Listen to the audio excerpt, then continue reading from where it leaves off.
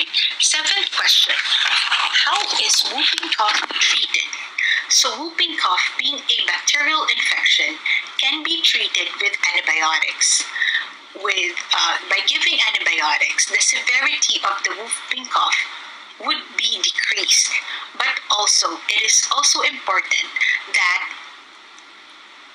aside from antibiotics, supportive care is given. So plenty of rest, plenty of liquids, and monitoring for symptoms, especially if the coughing is not getting any better, fever has been going on for several days, the adult or child is weak looking or is having fast breathing. So we need to monitor for complications.